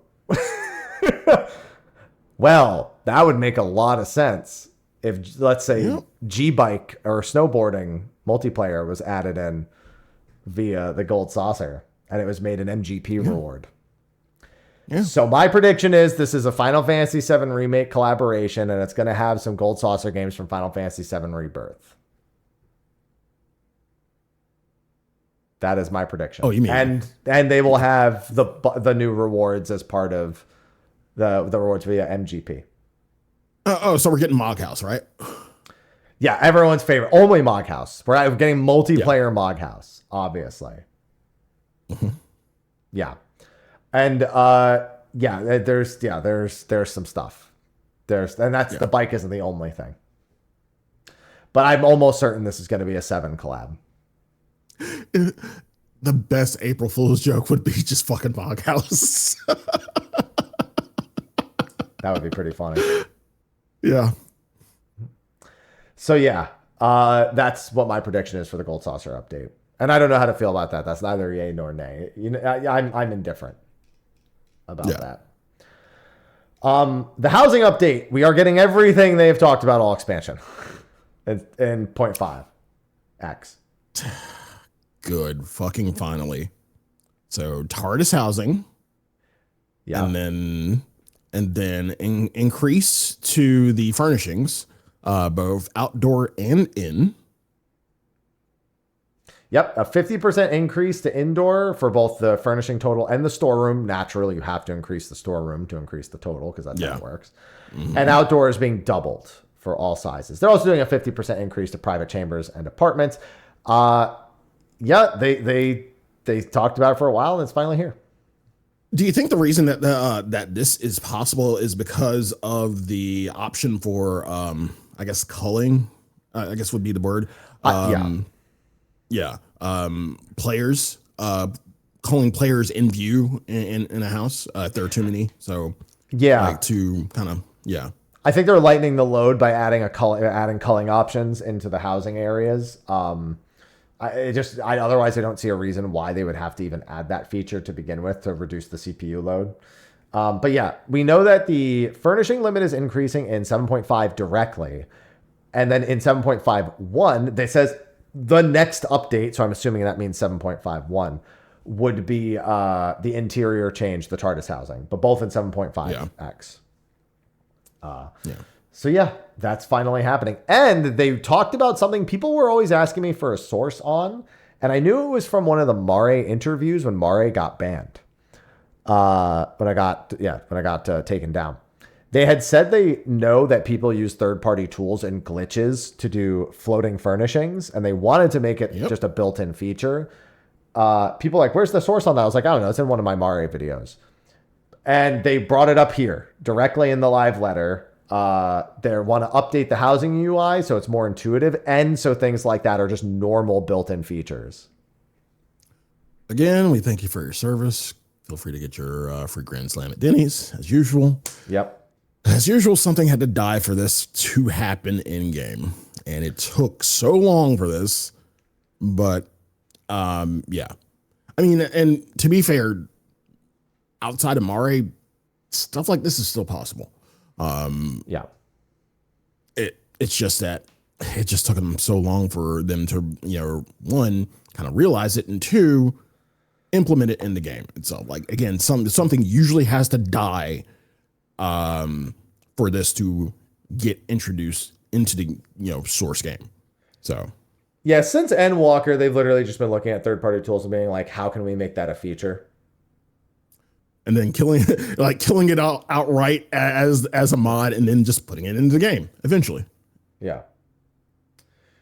But yeah, around that time when Mare shut down and Yoshi P was talking a lot about third-party stuff is when we first heard about this. So that being said, it is good to see. I'm glad to see another thing making its way into the game. Now, of course, doesn't really change anything else about housing. No. It's not like there's a new housing district. It's not like there's an unlimited housing. Obviously, all the same issues are still there, which is an important... This is just for the people with houses. Yeah, which will be an important thing we'll actually get to talk about in another 1 or 2 points as we kind of approach the end of this. Then we get some glam updates. Now, your glamour plates are still locked at 20, sorry to say. But the armoire storage is going to be extended dramatically. First, to include all of the artifact gear, aka the job-specific gear. And number 2, initially 7.x dungeon gear, eventually followed by all dungeon gear in the game being storable in the armoire. Good. And also maybe even the ability to store dungeon gear as outfit glamours, which is just where you combine the set into one, and then it's just one item kind of thing. Yeah. So yeah, that's going to free up a lot of inventory, but probably not as much inventory as the next thing, which is consolidated dies. So you're saying that, like you said, the theme for this show is yay or nay. This is a little bit of column A, a little bit of column B for a couple of reasons. Depending on who you are and how much die you have. This one says that a lot of the dies will be consolidated into 3 base dies. Yeah. So some stuff you already had, like not all of them. So your jet blacks, things like that, your pure whites, those are still going to have a market. So if you are like big into like getting dies, putting them on the board, profit, lather, rinse, repeat. Great. But for the rest of the dies, you're probably going to get a lot of freed space in your retainers and your inventories. Yeah. So to break it down more specifically, what consolidated dies means is that certain categories of dies will all just be merged into a single item. So when you have that one item, let's just call it a rainbow die. You can pick any of the designated colors with that one item. So all of the 2.x dies, there's 85 of them total, is just all being made one singular item. And if you have that one item and you go to apply to gear, you can pick any of those 85 colors with that one die. Then there's 9 dies from Ishgard Restoration. That's another item. And 11 dies from Cosmic Exploration, which is a third item. Then, as Sly said, all of the online store or rare dies like Jet Blacks or Metallic Golds or whatnot, those are still all separate. So if you're someone who looks forward to your retainer bringing you back 600K in dies occasionally, you can still look forward to that. But if you're somebody who is buying Canary Yellows off of the Ixal because new players are too lazy to do Beast Tribe quests, so you sell them on the market board, that's going to go away. That's too damn bad. Yeah. I think I saw, was it Renan or Mione? I think it was Mione tweeted an image of their saddlebag, and it was literally full of nothing but dies. It was literally every single inventory space was a die. So anyone who is doing this is about to have much more inventory space. 2 hold tabs of my FC chest are dies. And if you have those dies on the patch, if you still have them in your inventory, you take them to the Calamity Salvager, press one button, and every single one of them will be converted without you needing to do it individually. So you don't need to like drop them. They literally as items will not work anymore, and you have to go exchange them for the new dies. But yeah, that's a big one in terms of inventory. Between that and the armoire updates, 2 more big like hoarder helping. And yeah, you're hoarders. You know you are. Come on. Hoarder helping updates. Yeah. Which is great. I'm hoping that a lot of this is moving towards a more consolidated glam system as a whole. It's a lot right now. It's a lot of consolidating inventory, but the glam system obviously could still use some help. But and that's just a matter of time, in my opinion. Like we've been seeing, steady improvements in terms of the glam system. So that's just a matter of time. It's going to happen. I'm confident. That you may be more confident, you may be allowed to be more confident than you might otherwise expect, because the real final note that we got here before the announcement section is that there's a lot of systems that need to be reviewed. And at FanFest, they're going to be talking a lot about reviewing those systems and going over them. Including, we have been told, the, quote, data center issues will be fixed. More on that soon. Now, I don't think he's talking about the DDoS, to be clear. No, definitely not that. I think this alludes to one, data center congestion. And the fact that, right now, again, this is a problem of, I don't think this has really been a dev problem. I've always said this has been a monster of the community's creation. I've always said this, and I still believe it. Whereas now, if you really want to raid, and we even had this problem if we're trying to fucking pug one person. Hey, everybody, we're going to Ether. Make sure you log out certain time, so you can get into Ether. And if you don't, well, we're all fucked, and we'll have to raid them primal anyway. That. So it's just a matter of if it's going to be like the mega server or the cross data center party finder or whatever they want to do. But yeah, like good on them. I hate that they had to come to this solution, because this is the problem we fucking created. So, but here's the thing. It's because they gave us one thing without considering what it meant for the other systems in the game. I do think you have to put some of the onus on them for just being like, yeah, just travel, do whatever. Because you should know how your player base works. Here's the thing. Before we had data center travel as something you could just freely do, what was the big problem? Everyone transferring to Ether to raid. They were paying to do it. They were doing paid data center travel. All they did was take out the paid part and make it accessible to everyone. Yeah. So it's like that was the solution, was so you just could travel freely and not have to worry about that, unless of course it was congested, in which case you can't do the travel. But the thing is it's like, that's how people work. And they even knew that when they announced it, that people will probably just congregate to set data centers for set things. And they were completely right. They acknowledged that. But that wasn't a reason to not do it. That's just like, that just comes with the territory.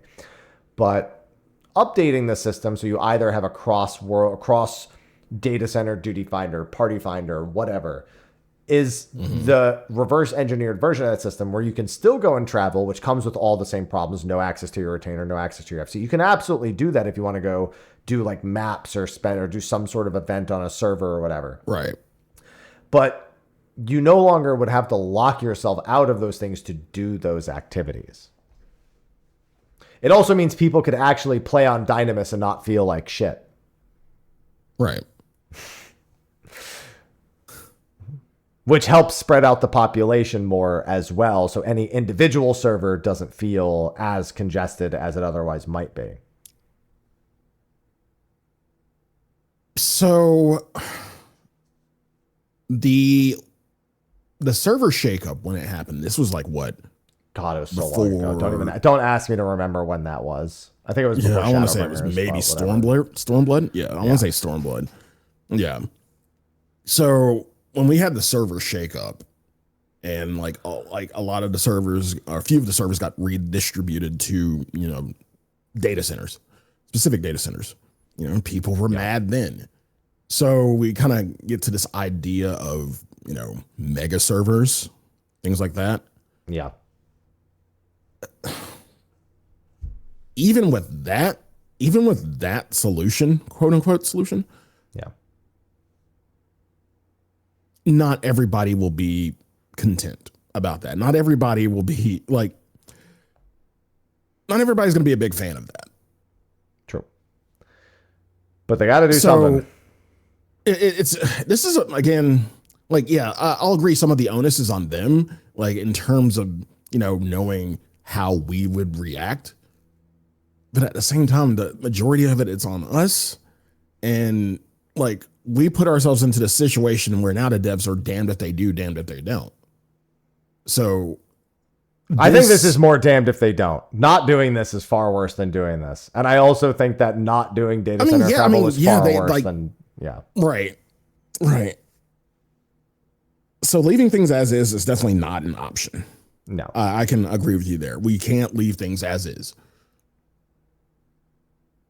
There are so many wrong ways to eat a Reese's here that like it in some manner of fashion, whatever they do, it is going to be incorrect. There is something that can and more than likely will go wrong, no matter what they do. It's kind of like housing. Like, damned if they do, damned if they don't. Yeah. So we can speak about a lot of solutions. They're like, but in the end, like this isn't something that can be perfected anytime soon. We don't have the technology, and I don't think Square has the money to throw at this. Like, if you're really going to talk about servers and yada, yada, yada, and spaghetti code, whatever you want to talk about, they don't have the money to throw at this, and we don't have the fucking technology. Yeah. So please look forward to whatever general discomfort will come out of this solution. That's all I'm saying. Yeah. And I honestly, I think this can only be a win personally. I don't think any discomfort will come from this. Realistically, it's fixing the discomfort that's there, and I don't think it comes with a discomfort in return personally.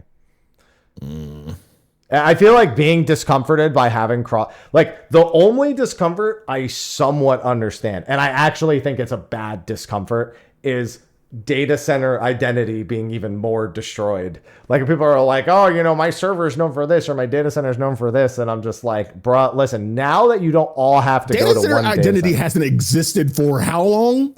Yeah, but that's their point. Is like that's like their entire point is like, oh, it's gone, and this means we'll never get it back, and that's like you just want to be locked away from the world. Like, is that just what you want? You just want to live in like a small section and not be able to play access. What if your friends can't make a character on your like just giving you the option? My data center is known for being shit in the duty finder, and by God, that's going to be harder to know. My data center is known for not having duty finder queues. This is bullshit. Like Primal's data center used to be known for like 3 things, and it's not really known for these anymore. Number 1, by far, used to be the best place to go to prog ultimates, 100%. 2, and this is still true, PvP data center, by and far the most focused PvP data, and I don't mean when it's selected for crystalline conflict. I mean all of the like most prominent PvPers were Primal bound and actually do a lot of stuff. And 3, deliberately picking worse PF strats than Ether just to be different. It doesn't really have that third one anymore because they all go to Ether and now everything is one thing, or one of 3 things at the very least. Yeah. So one of those was taken away, and I don't think the other 2 are going to go anywhere. Honestly, feel like everybody has bad strats.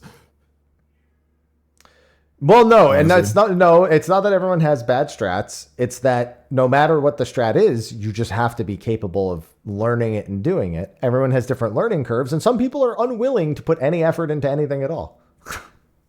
Everybody has bad strats, and everybody can't.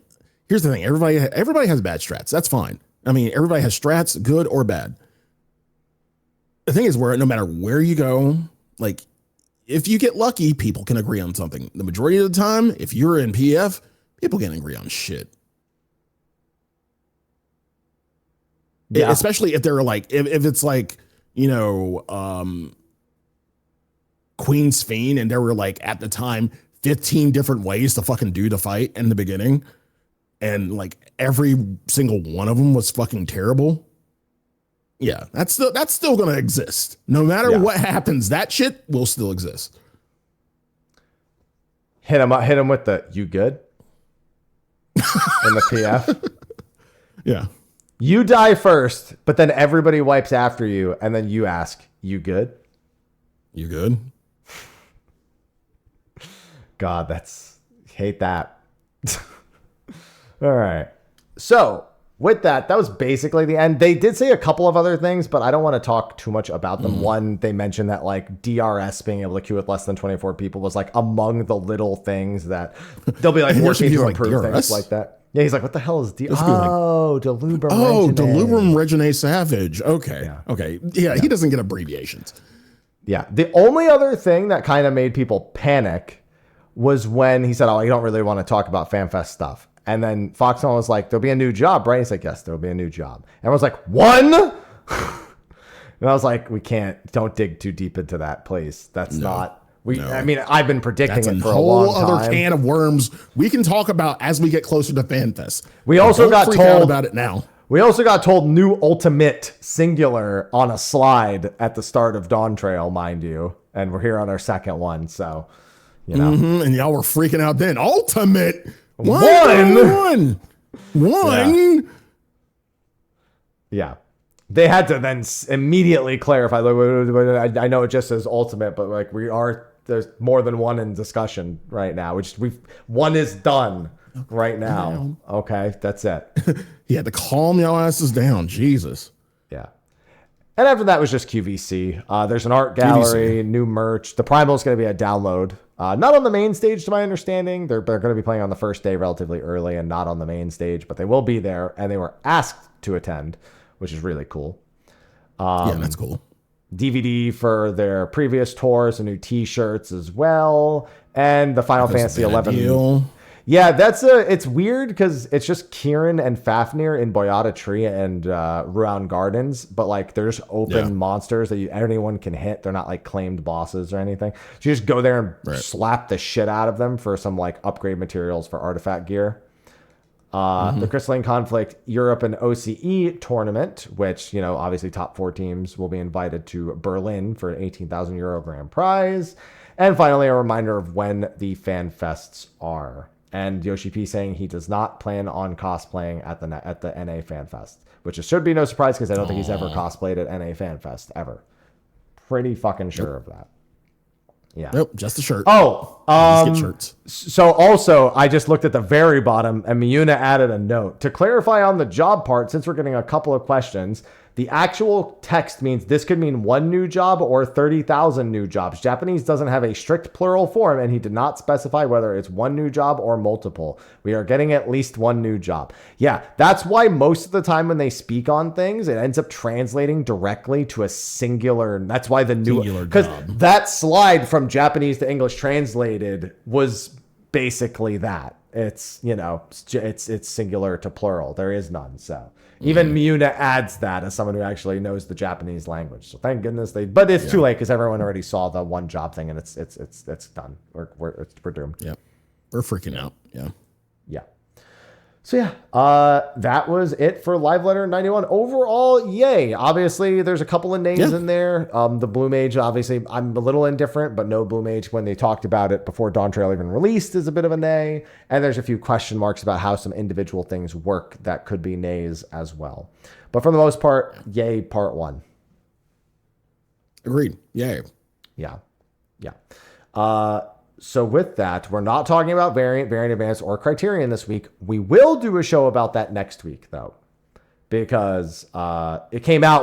I was in the middle of literally that came out. I beat it, and then I moved on Friday, into Saturday. So it was like there was no way I was doing that show. So yeah, we'll talk about it next week and the lack of rewards because. Listen, we just talk about how fun it is. Yeah, it's fun. Yeah. Did you finish Variant Advanced before we go into it next week? Did you? Because you were doing it the other day. I just didn't see if you had finished it. I went into Advanced once just to kind of see, and you know, I'm like, hey, I have this is my first time doing Advanced. Okay, and everything goes wrong. We got through, but goddamn, I was bloodied after that. We'll talk about that. That's very, very in tune with how I want to talk about it next week. So. Yeah. So with that is going to be a wrap for this week's episode of State of the Realm. As a reminder, we will have a show next week, and we will have a show on April 17th, which should be when the next Letter from the Producer Live is. Between that, we would like to probably run a couple of shows as well. And then, of course, FanFest will be the week after that, so there will be no show, but we will do a show the following Friday after FanFest actually comes out, which is going to be... Is it going to be a combo patch and FanFest show, or how do you want to do this? That was the thing, because this is a weird thing. I'll be getting back that night, going to take a nap. Well, not even probably taking a nap. I'll just be up and just miserable for that Tuesday, and then probably just die midday Tuesday. But yeah, that week, are we doing a patch show? Or are we doing a FanFest show? Or are we doing column A, column B? I have another problem, Sly. Patch notes are going to be out the first day of FanFest. I don't like this schedule. Take it back. So you can record a video is the question.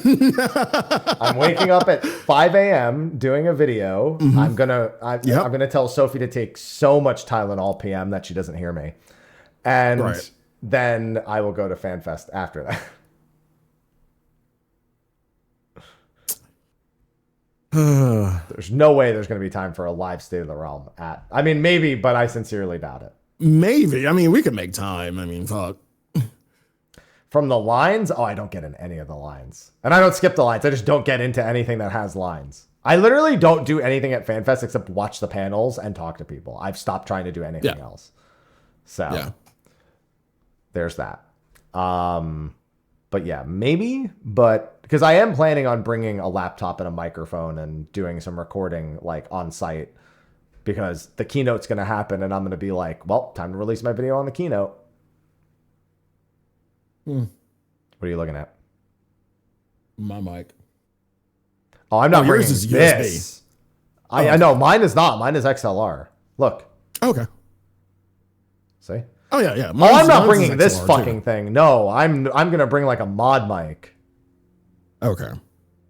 That's way more manageable to just bring, or even just bring one of those those mics that you clip on here and you lab just mics. like this. Yeah, I have a Rode wireless too. So I might just look into that and bring that. But either way, I am planning on recording a keynote overview literally while I'm at FanFest. So yeah.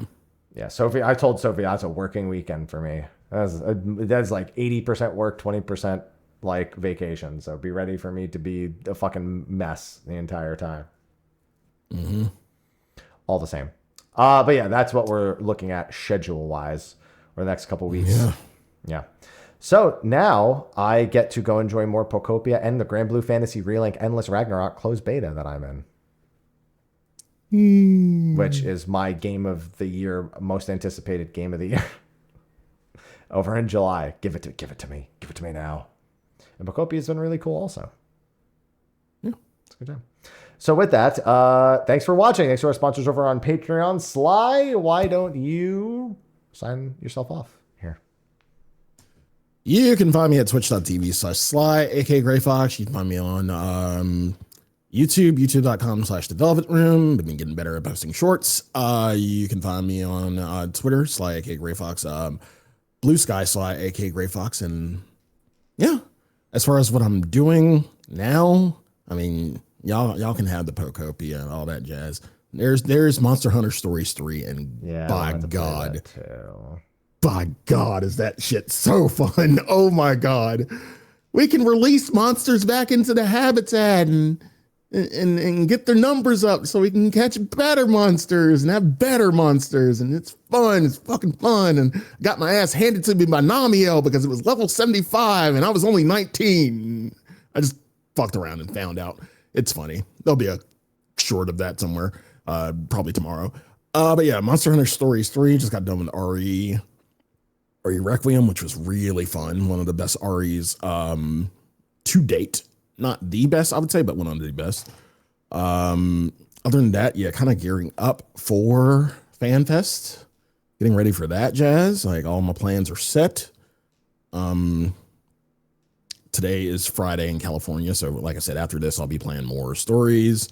I'll be doing Gloomhaven with friends. And of course, tonight is bourbon night. I did get a bottle today, and this one's going to be a good one to fucking try out tonight.